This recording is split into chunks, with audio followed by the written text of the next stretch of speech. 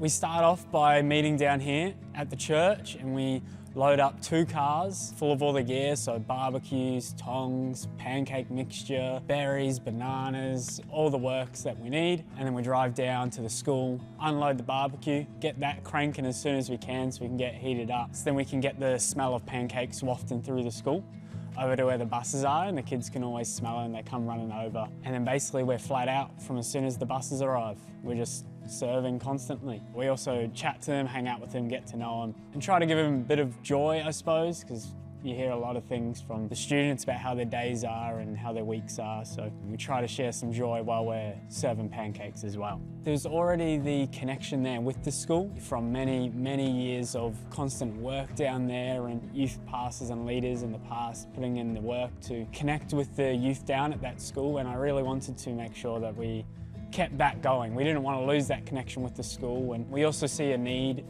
down in the youth at the moment down there, and we hear about things happening in public schools and how hard it is for some of them to even show up to school and just get, sometimes some of them don't even breakfast when they come. How many pancakes we did last year? 90 to 100 kids a week, which is about 180 pancakes a week. So 180 pancakes times 42, that's a massive number that I don't actually know off the top of my head. If you give me a second, it is 7,560, which if you think about it, that's a lot of pancakes to cook up, serve out in the space of, what do we get? We really only serve for 40 minutes over the space of a year, almost 8,000 pancakes. So I run Mainly Music, which is on a Wednesday during term. Starts at 10 and goes till 12. We come in, we have a playtime together, we pack up together, we have some food and coffee and calories for the mums and dads, and then we finish off with half an hour of music, which includes rhymes, active songs and some God songs. Last year we had on average between 4 and 8 families that were coming. Couple from our church, but from a wide area, some Tongala, Tatura, Burnside, Kyabram, but it's open for anyone with preschoolers. It started 16 years ago when Noel was here. Over the years we've had about 260 children coming along. That's the ones that have been coming regularly, and there's a whole heap of others that come once or twice. And we've had parents that haven't known anything about church, anything about Jesus. It's a place where they can just come, they can get connected, they can feel loved. Several families have said along the way that Mainly Music's their go-to. It's the only place that they feel welcome, and that's part of what Mainly Music is about, creating joy-filled places of belonging where Jesus can be revealed.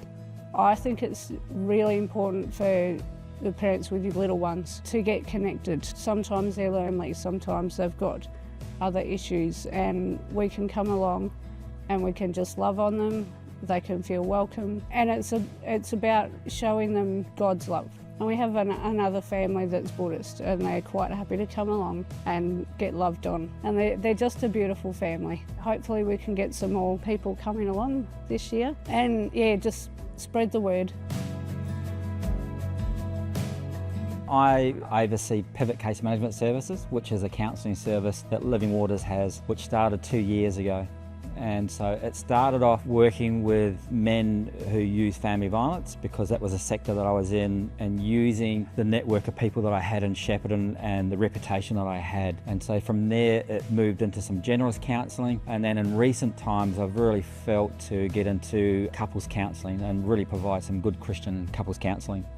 Because of expertise that I have in the family violence, I've worked on a lot of the agencies in Shepparton who know me in that work. The Orange Door make referrals, the courts were making referrals, Child Protection have made some, Primary Care Connect, I do some work with them. And then there's a private counsellor, Clifton Bushetti Counselling Services, refer a lot of couples to me. I've just picked up Rumballara, and there's also Relationships Australia, so they're the main ones that will refer clients to me. Through working with men, I'm really helping them have the skills and the tools to do relationships really well, and that's really morphed into where I'm really passionate about relationships and couples staying together and working through things. I'm a very big believer that when a husband and wife are working together, the whole family unit become one and everyone feels so secure. And I was just saying to a husband and wife today that they said to me about the kids being first, and I said, well, they need to be first, because out of them two being on the same page, the kids feel very secure at home, and then they can function as kids. And I said, when you guys aren't working together and you're not on the same page and there's tension there,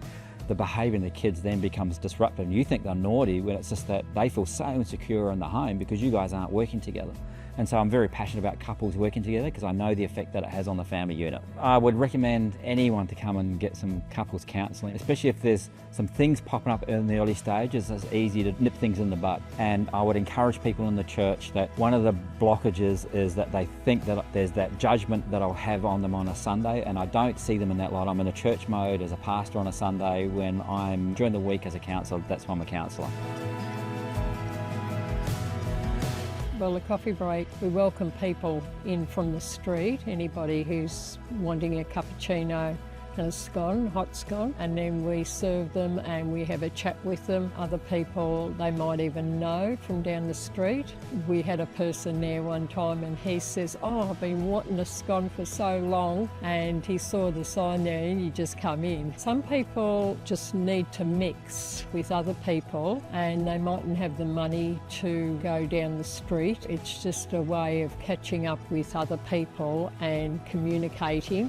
If they're a bit lonely, they come, they just feel at home there and just feel comfortable just talking with the others, and they're all pretty friendly. That makes them feel really good, and they usually come back the following week.